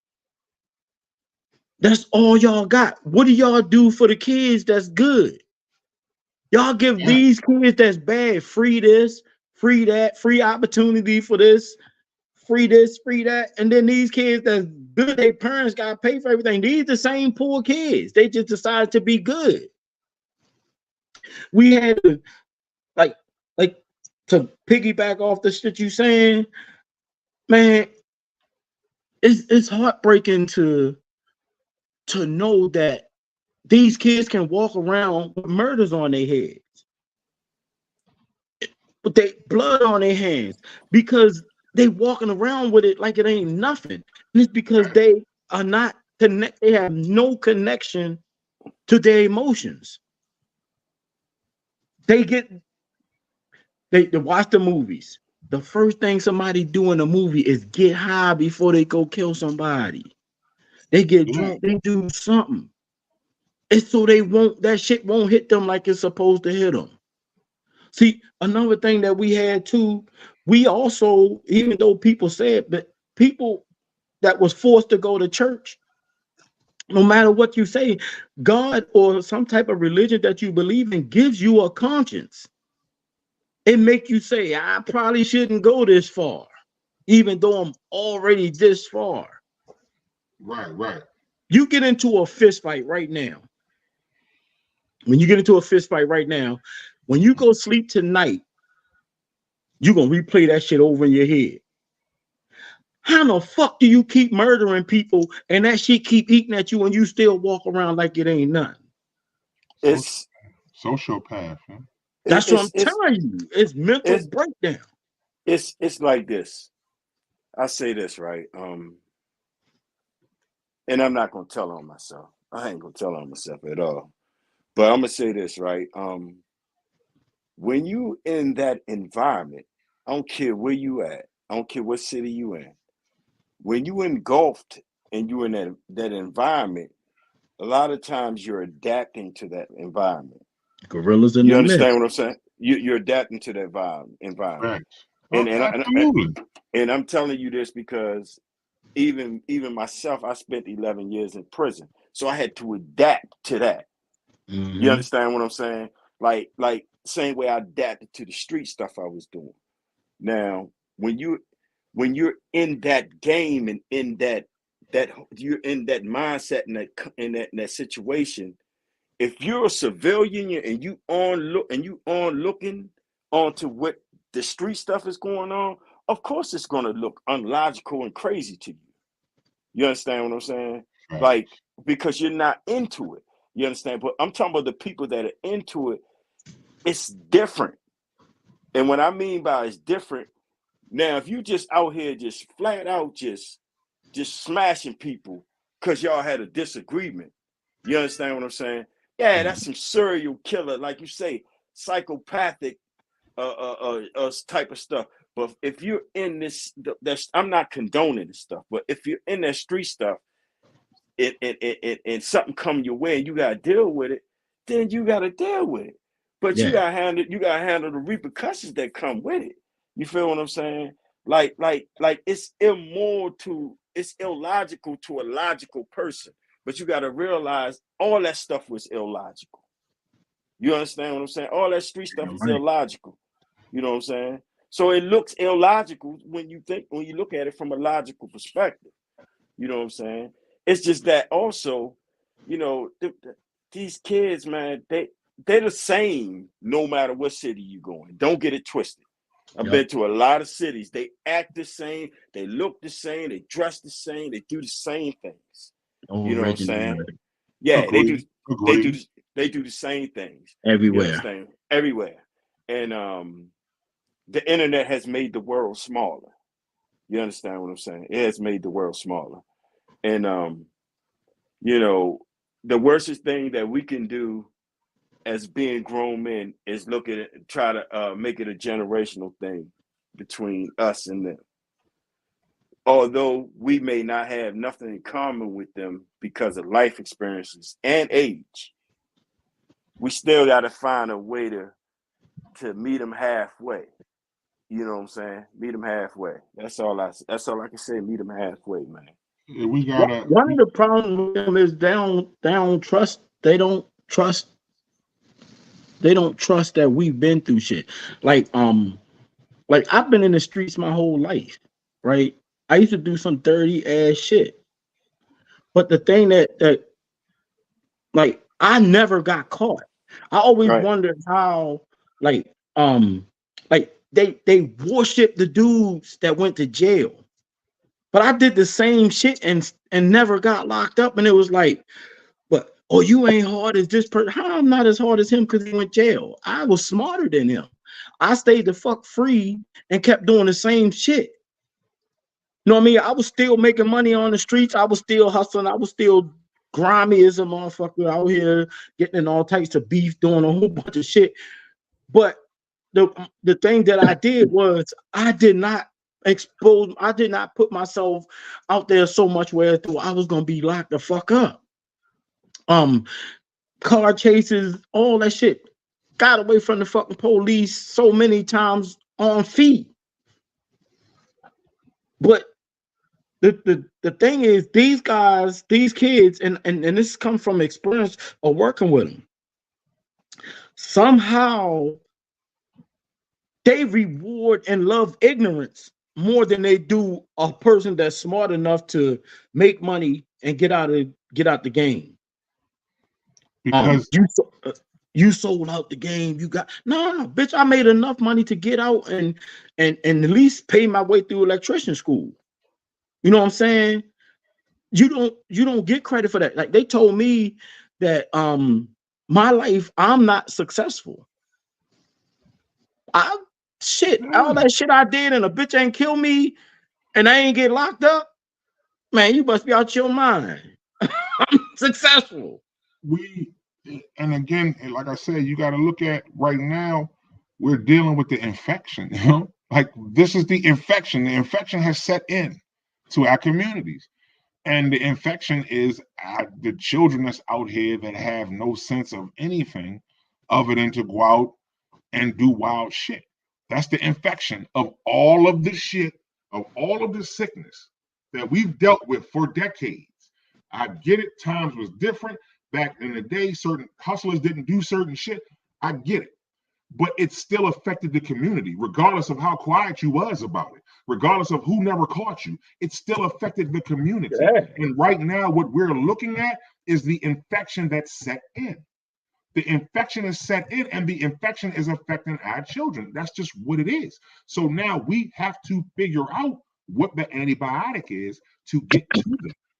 Because if not, the infection is just going to keep getting worse and worse and worse. And that's the part of it that we have to look at. Like, I understand what Charlie said too. Like, we can't compare. Oh, back when we was this age, this and that, whatever. Nah, because it was still fucked up when you was doing it. You just wasn't in the open with it. It was still fucked up. Yeah, regardless of if you put the weed and shit away when an elder walked by, or if you show respect when an elder walked by. Once they went in the motherfucking house, you was back right to the same shit. Mm-hmm. So we have to start, like, that's the part. That's why we can't compare the eras. That's why we can't say this era was better than that era. That era might have been a little bit better, but it was still fucked up, and it created the infection that we have now. Niggas can say what they want. I get it. But yeah, but they still worse than us. You say what the fuck you want. These motherfuckers kill for fun. right, Let it let started dude be somewhere, bro. You know, It started yeah, somewhere. yeah, it started from, it started from way back. Because remember, the whole little, we used to fist fight, and maybe somebody pull a knife out story that your uncle them told you. We just let all the violence evolve. Fact. And that's one of the things. I get what you're saying, because I say that shit all the time too. We did let violence evolve, but let's let Doobie get a word in, because he just stepped on here with us, and we appreciate y'all for coming on here. Yeah, what I was gonna say, this whole thing right here, is there a solution to it? I doubt it. It's gotten so deep that these kids these days, what I've learned is they, at the end of the day, they're gonna do what they want to do. They may show the little sign of respect, but they don't have any respect for themselves, let alone can we expect them to have respect for somebody else.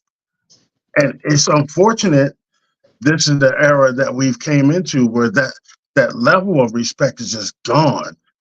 Dude, I can't ever remember saying a curse word in front of my grandma. I still don't. I can't. And look, I look at my grandmother picture every day, sitting on my desk. But I'm hearing these kids every day these days, man, they don't have no cut cards when they talk. Is there a solution? It could be. I don't think the solution can be solved in our time right now, because it's gone too deep. The social media has literally sucked the kids up to a whole nother world where we, as even parents, we raised our kids, but look at them now. They having kids. They're the ones that are getting more even sucked into this social media shit. My granddaughter, she's 7 years old. She can't put the damn iPad down. Yeah. All on YouTube. Yeah. So is there a solution? Unfortunately, I think the cut's been cut too deep for it. That's what I said. I don't see no solution. What we're dealing with right now is the infection. Like this shit that we are looking at now, it's so much worse than it was when we were younger, because now the infection set in. When we was younger, it was just the injury. It was just the cuts and the slices and the wounds. But then between that, you getting that wound, and now your wound might have been healed, but another person that got wounded didn't know how to heal it. Right. So they passed the infection on, and they let it sit, and they let it sit, and they let it sit. And then what we're looking at now, like I said, the infection has set in, like y'all said, so bad that our generation might not be. We might not ever see it. You know what I mean? Yeah. We might not ever see it. And like that's a bad thing. But again, too, like all we can do at this point is, because both of y'all have adult children. So y'all were luckily able to kind of get your kids out of that era, out of that infection era. You see what I'm saying? Right. You didn't want to be infected, Mikey. You didn't want to be infected, Doobie. Charlie, you didn't want to be infected. So what you did was you took the antibiotic and you made sure your kids got that antibiotic heavy duty as much as possible. As much as possible. You made sure that they got that antibiotic so that way when they were out there looking, that shit did look crazy to them. Like, I'm not doing that shit. Yeah, you know what my father would do to me? You know this, that, or whatever would have you happen. So y'all were lucky enough to give your kids the antibiotics so that they didn't catch up with the infection, even though some of their friends, all of our kids probably got 2 or 3 friends right now that's on the block right motherfucking now. They didn't get past the infection. Like luckily, like I said, luckily some parents who was involved in that early era was able to get their kids the proverbial antibiotics that they needed in order to be better off right now. You know what I mean? Yeah. Like imagine if y'all still did the same shit you was doing back then. Imagine if you was still the same fool down 20 right now. You see what I mean? If you was the same person that you was 20 years ago, Doobie, if you was the same person you was 20 years ago, Charlie, think about how much more infected your family would be. You was able to get your family and save your family, like I said, and make sure that they didn't have to deal with the shit that you saw going on, because at some point y'all saw it getting bad. Right. That's what made you walk away, I would assume, right? Right. Because you saw the shit not getting better for you. Yeah, I couldn't be a part of that statistic of the You see what I'm saying? yeah, right. We gotta look at that part of it as well. And God can't wait. I see what you're saying, yo. Yes, it started from slavery. We had all of that shit. We had thriving Black communities, and it was taken away. Yes, but Black-owned stores, all of that stuff. But we would be lying if we said that we haven't had a chance to develop that again. What happened is the infection caught up to the mindset, and now where we had, like you said, we talked about it last week. Did we? Where you could go to a neighbor house and be like, "Hey, my mother said, can she borrow some sugar?" Can we get this? Oh, fucking man, you can't do that shit. Now you can't go next door and knock on nobody's door and be like, "Listen, y'all got a little bit of brown sugar, we this, that, or whatever, what have you." And they'll say no. They'll say no. No. What we living now is they'll give it to you, and then before you get in the house, it's on Facebook or on social media. This broke ass motherfucker had come get brown sugar from me. You know what I mean? Where it was a time where a lot of parents would do shit for families and would tell them, "Don't say shit, don't say nothing." Think of how many rent parties that was thrown, and they didn't tell the person that it was a rent party until the end, because they knew that they wouldn't take the money. Right. Like that kind of shit. Like that dynamic is gone. You know what I mean? And that dynamic is gone. And unfortunately, now that we're becoming the elders, we know what it would take to fix it. We know, but it's just everything around us now is so fucking infected that if we even try to go and use some antibiotic for this shit, we're gonna get sick too. And like I said, unfortunately, the bad part about it is the ones that's affected the most is the kids. The kids is the ones that's affected the most. And I say kids, I'm saying from elementary school up to, I'm saying from what, 6 to 18. Right. 6 years old to 18 years old. Right. They are affected so bad. The 6 to 12 are affected because they're just in the developmental stages, and a lot of the shit that they pick up in between those ages is just because they sponges. Right. Now, from 16 to 18, Mikey, I've heard him say this a lot of times. These are the ones we forget about. We'll skip over the 16 to 18 year olds. And I got a 16-year-old. We'll work with kindergarten to 9th grade. But once they get to 10th, 11th grade, 12th grade, and they get to that age where we don't pay attention to them no more. We show them benign neglect, and we don't, because we already look at it like we can't help them. They're too old. We can't help them. You know what I mean? Like that. So it's, and this and can only be helped. I'm not an expert at this topic or this subject. I'm going by what I've learned and what I've read and what I've seen and what I've discussed with my brothers here. You know what I mean? And just the learning, and just about life. But yeah, like a lot of this does stem from slavery. A lot of this does stem from Willie Lynch. A lot of this does stem from Jim Crow. A lot of this stems from all of that kind of shit. But at the end of the day, we know that now. The fact Right. that we know that, and but we're just caught in an era where, like you said, nobody wants to be a leader. You know what I mean? Because black leaders get murdered. Like, let's just call it what it is. Black leaders they Nah, get killed. the real leaders are the sellouts. The sellouts. Yeah, they kill our black leaders, but we got sellouts now. We don't have a lot of our leaders.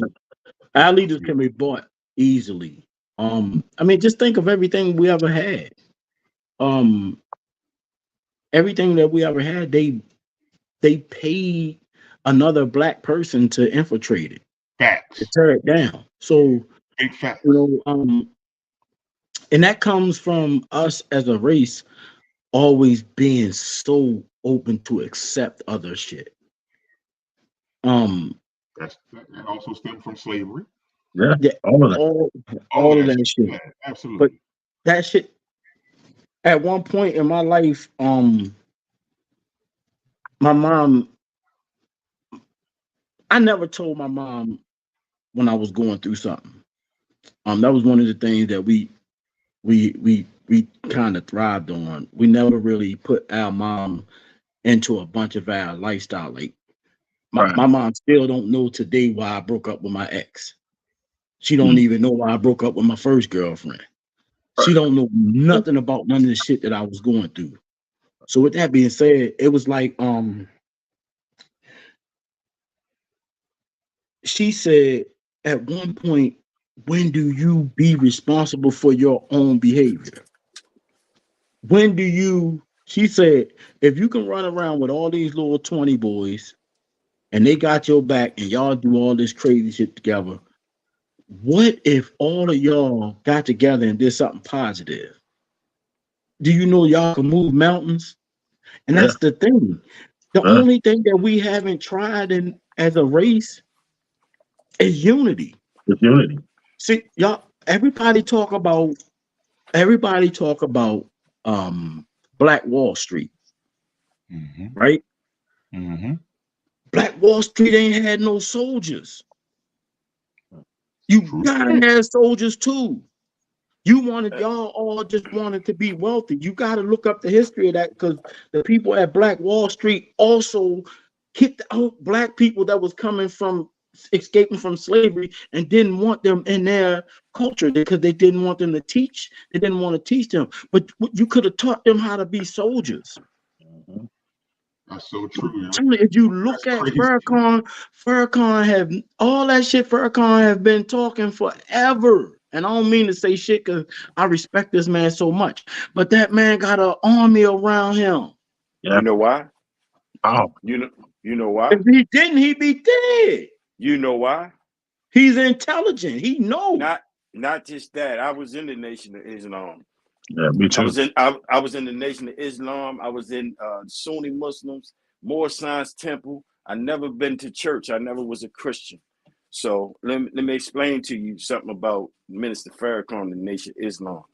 The reason why he has brothers around him that are disciplined and this, that, and other, because most people in the NOI, they believe that God's true soldiers are the ones who carry the most burdens. That's why most of them have been through some things, and that's how they become disciplined to be who they are. And the number one thing about Minister Farrakhan and the Nation of Islam, they believe that you are black first. All that Sunni Muslim stuff where all of us are just Muslims all over the world. Nah, we ain't going for all that. We black first. Exactly. That's why the Nation of Islam, in a sense, is the way they are. You understand what I'm saying? They don't shy upon nobody who has they want people with troubled backgrounds because they make the best soldiers. That's what I've been saying the whole time, bro. Yeah. Yeah, that's me. I'm not gonna be inside there. I'm gonna be outside, strapped, protecting the village. I'm not gonna be the one that's sitting in there running with the adult man, taking kids, and they y'all going there. And when you hear these gunshots, just duck, because some of them shit's going back the other direction. They're gonna be coming from me. Right. I'm a protector, bro. I'm not the one. That's why I when I look back at that shit, I always, and I've been saying this shit since I was young, yo. Like the only thing we didn't do as a race was try unity. And when you combine unity, you can't expect everybody to be on the same level. Somebody got protected for it. I mean, we We got tried all of unity. these fucking gangs, We tried all of unity. these gangs and every fucking where, man. And we attacking each other while other people profiting and benefiting off of it. Because time and That history, makes sense. because time and history has shown us that unity either gets us beat or killed. Or frowned upon. Or Well, frowned upon. Like with the slaves. Like that's how they kept the slaves from unifying. They would Well, whoop one's ass and make everybody watch so that they would be fearful. That shit trickled down. And the same thing with this now, even to this day. Like that played a big part in separation, as well as us thinking that we have to do it on our own in order to be successful. How many times have you heard somebody say, "Man, I ain't asking nobody for no help"? How many times have you seen a post where a person put, "I don't ask for help"? Fuck that, because people don't whatever, whatever. Like we've been conditioned just to not help each other or not. You have those people in the meantime, in between time, far and few in between that don't believe that, but a majority more of our people believe that unity is not going to benefit me. Why do I got to work with you in order to be better? Right. Like I don't know where that's that mentality came from, but that's a mentality that's been pushed through our culture and through our people. And what I'm saying is this: I'm not just saying street shit. I'm saying everything: sports, entertainment, the arts, everything. Everything we have been taught that you have to be the best and fuck everybody else. You have those very few people, like you said, that are willing to unify and work with other people, but a lot of times that shit get cut short because the majority says, "Nah, fuck that. We ain't doing that. I can get this on my own. We can." Or how many times have you been doing something and it's six of y'all? You be like, "Man, we shouldn't even told them motherfuckers. We should have just went and did that shit ourselves." Mhm. I'm sure all of us have had that conversation at one point in time. Absolutely. go ahead And for it. Oh, my I, bad. I think that we tried to unify multiple times through the Black Panther movement and absolutely, everything as well, and even SCLC, yeah, and even with Martin Luther King's movement, Malcolm X's movement, and even Marcus Garvey's movement. You understand what I'm saying? The problem comes in where you have a lot of people, that black people, who are black with skin or only black with name. They're That's not it. really Mm, black. You mm, 100. understand what I'm saying? I ain't got a They're bell to not. ring, but you got that one. Yeah, they're only black in name. You Right. know what I'm saying? And and the thing is also that we can try unity at all different levels, but at the same time too, we need to look at it like this. This has to be a big coalition, not just us. It has to be other multiple people as well, because you got other people outside of black people that care about your well-being than some other black people do. right. You, That's you facts. feel what I'm saying? The That's Underground facts. Railroad. Yeah, you got other people that care about. No, I'm about as pro-black as you can get. You That's how I understand what I'm am. saying? But at the same time, I do understand that you need allies with whatever you want to Yep. do. You understand what I'm saying? And those allies may not look like you. My whole thing is, I go by the person's. Now, this is where Martin Luther King said something that's so profound. The content of the person's character. That's it. You don't understand what I'm saying? Mhm. Nothing else needs to That be said. that right there is Yes, it right there. You know what I'm that's saying? it.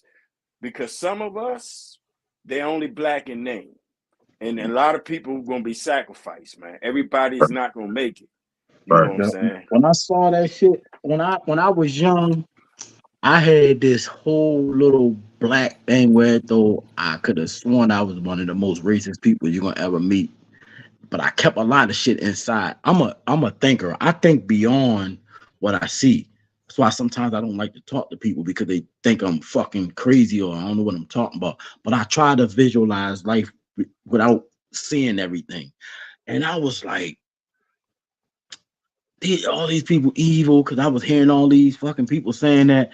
And when I finally started doing research and I stumbled across the Underground Railroad, shit started making sense. I'm like, how the fuck they travel this far? The only reason why they made it that far was because they had allies and they didn't look like them. Right. You know what I mean? So Yeah. that's when I started understanding life, and I started understanding more like, okay, I'm a street dude, but that does not define me only, because I am Mikey Somerville and I was not raised to be in the streets. My mom didn't raise us in a house of love. We had everything that we needed. I started hustling for once. That's why still in this day at age 51, I work hard for my wants. That's why I bought that motorcycle. Right. I do not value wants anymore, because wants made me robbing and doing anything for money. I don't do that shit no more. You know what I'm saying?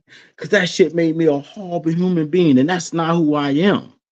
The Mikey that you see right now, that's laid back, chill, chasing peace, because I can't sleep because of the shit that I did when I was young. I still toss and turn every fucking night. Right. The only time I actually get a peaceful rest, I gotta be pissy drunk. Right. And I don't really be getting fucked up like that. I get tight, but I don't be doing that shit like I used to. So all that shit I did, and it comes back to everything you do in your life, even when it comes to with just your total existence. At this point in my life, this is the first time ever in my life that I knew exactly who the fuck I am. That's real. I'm a street dude because that shit never goes away, but that's not who the fuck, that shit does not define me. Right. One thing I will tell you this, if there was a coalition, I would be on the front line with y'all no matter what the situation was. You would. Life or death situation. Just because I love my people. After all that hurt I indulged on people, man, I hurt people for nothing with my bad hands and took pride in it. It was cool to hurt somebody. My fucking hands cramp up now at work because all them fucking fist fights. You know what I'm saying?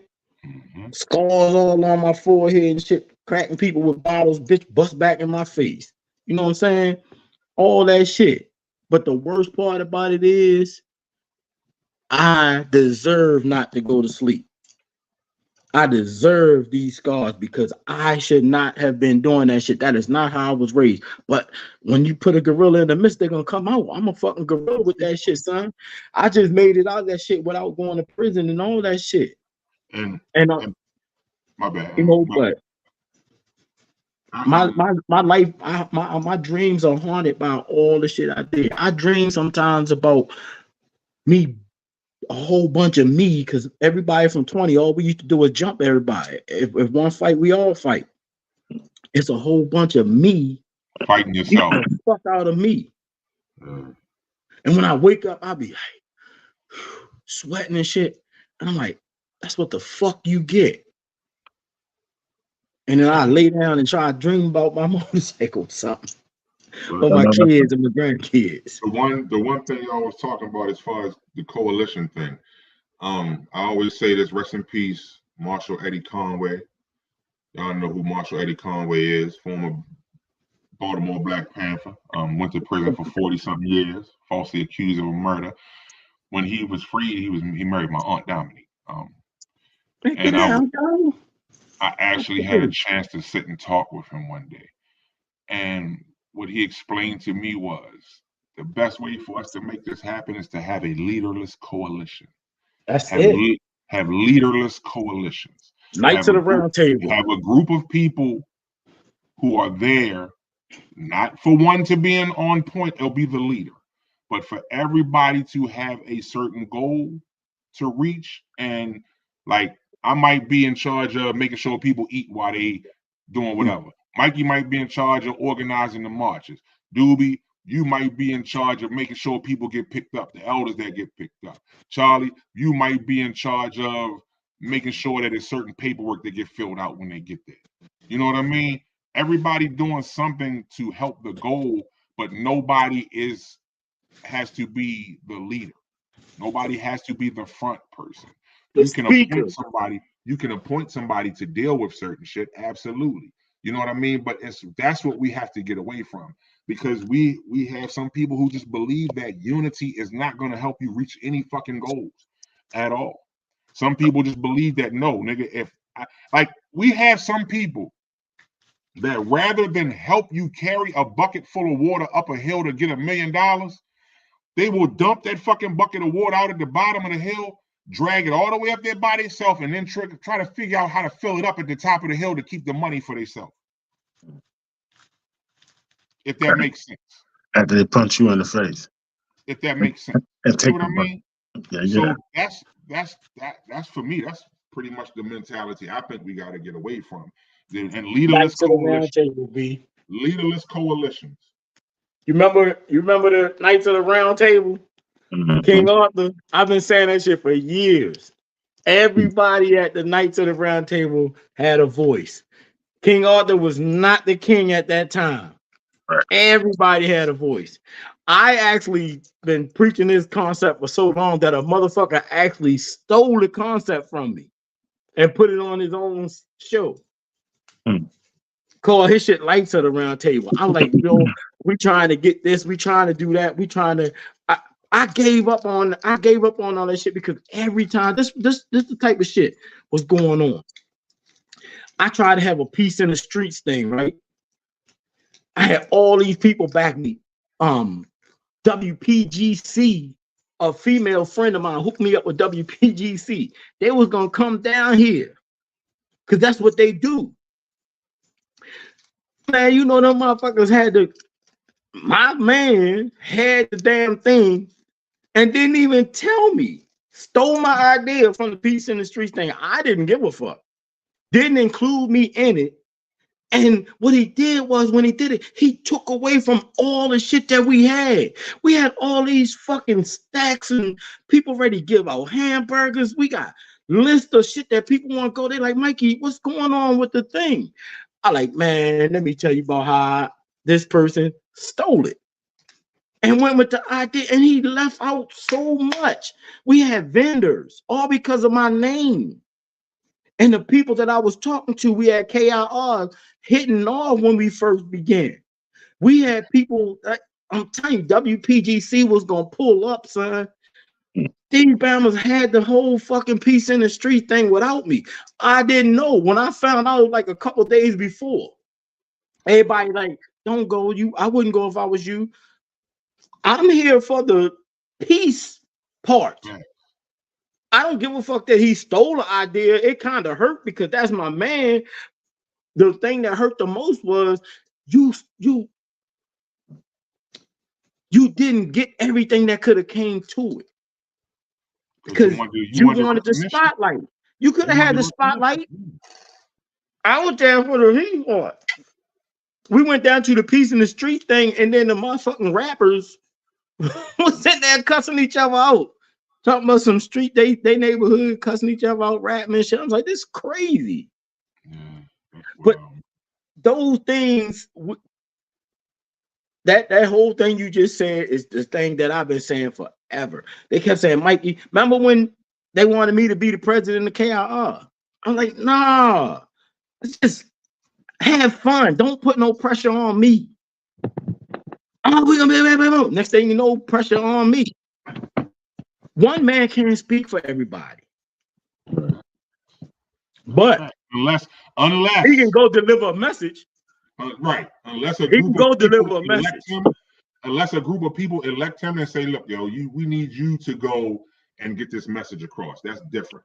But like I said, until then, yo, like that's pretty much like not even the end game, but that's close to the end game. Like you still got to get the group together. You still got to give people assignments to understand. You know what I mean? Like, so I get it, man. Like, I'm mad this motherfucker. It's 10 o'clock now, yo. I'm mad as a motherfucker. You know, right. Like we're gonna have to continue this.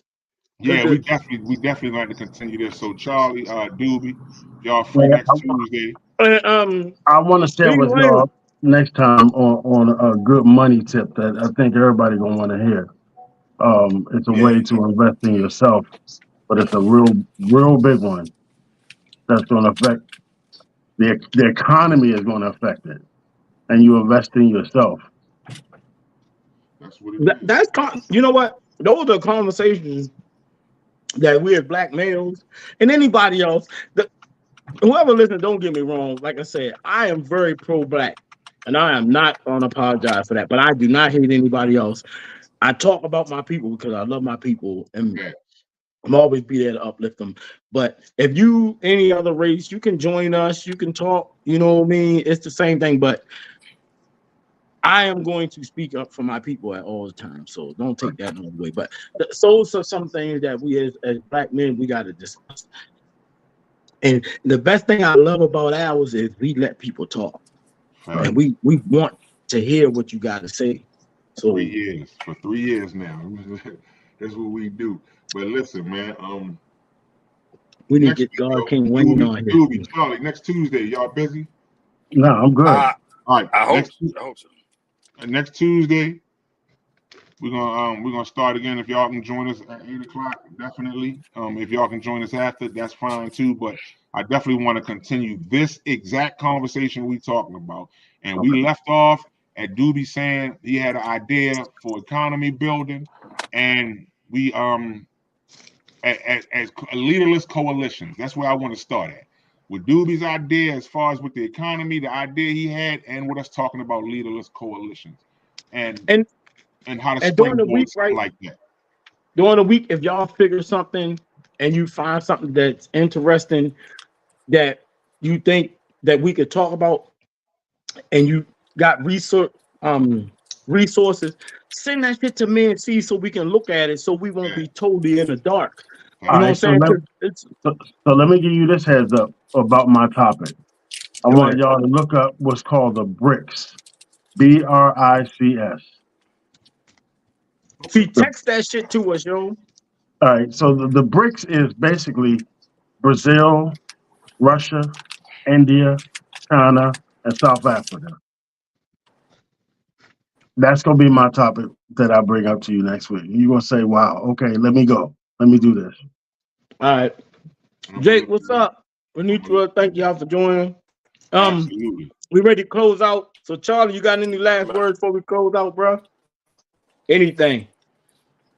I appreciate you, brothers. Appreciate you, brothers, man. Y'all come as y'all came, man. In peace, bro.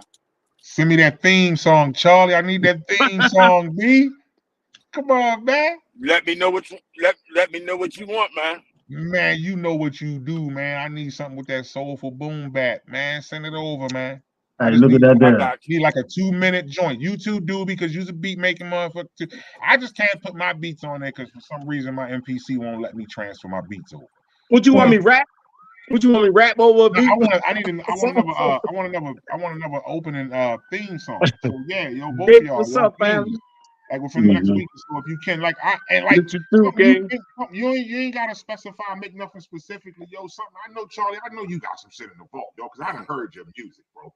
So I know you got something in the vault that we can use for the intro, Doobie. I'm sure you do too. I know you do too. So y'all send me something, yo. But I ain't mean put y'all on the spot like that. I hate It's doing all that. good. You know, Listen to Kojo album, Fame 2. I you know produced what I that mean. whole album. So Keep Oh, you that up. did? Mm-hmm. we're gonna close out right Shit, here. we could do shit like that too, son. We could bring up topics about y'all. We could have. We don't have to be just talking about me and Seattle and shit. We can have a conversation about music industry, how we can build music around here for our people. Whatever. We just want more people to talk. We don't have to have the same topics all the time. We don't have to be serious all the time. Me and C come on here. Sometimes we joke. We get out of pocket. Sometimes the people bring us back and we'll talk about 20 different things. Sometimes we might only talk about two. So if y'all got some shit, man, we just want more people, and this platform can be for us. What up, Mm-hmm. Jake? What up, Jake? Shout out to Jake on my grind, Johnson. Jake, that's my dude right Yeah, there. Yo, Jake. I just saying Jake at the wildest spots, yo. Like I won't see Jake for months. and I'll be out somewhere, and he'll walk up on me and be like, "What up, C?" I'm like, "Yo, what the fuck?" Yeah, it just pop up like motherfucker. That's my man's right there, yo. Shout out to Jake, Renitra. Thank you, God King Wayne. Appreciate all of the Wayne, you comments. gotta come on here, man. We gotta get Wayne on here too. My God, boy was on here. Motherfucking Tyson. My dude Tyson Johnson was on here. Chevy, I see you joined us for a minute. Kia Hewlett joined us for a minute. We appreciate y'all, and we are hitting the 2-hour mark now. We'll be back next Tuesday, 8 o'clock, and we're gonna keep this. We're gonna keep building. You know what I mean? Because that's what this conversation was really a bunch of building going on. So we're gonna keep this. Love you back, and also we're gonna have a solution. We're gonna talk about these issues, and then we're gonna go on. We're gonna go on to some solutions. Absolutely. All right, like I said, man, salute Kings.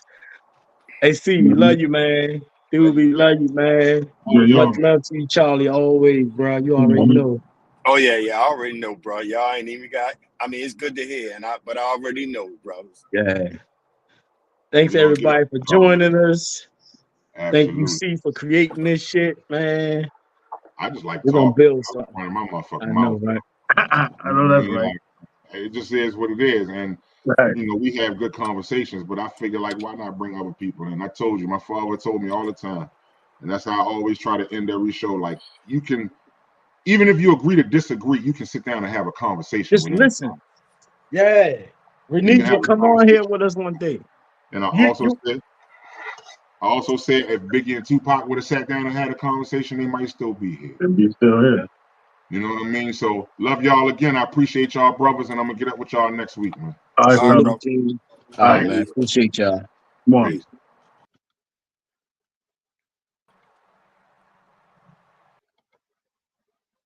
Yeah, Mike ain't tell y'all. You know what I mean? I did all the choreography. I write all the songs. I made all the music. You know what I mean? So he ain't gonna tell you that though. But let me talk, yo. This is what it is, man. Shout out to Bars Over Bricks, May 25th, 8318 Telegraph Road. We got a card. Put it on the floor. The main event, Swamp versus Smurf. We in the game. I holler at y'all, man. Appreciate y'all. Till next week.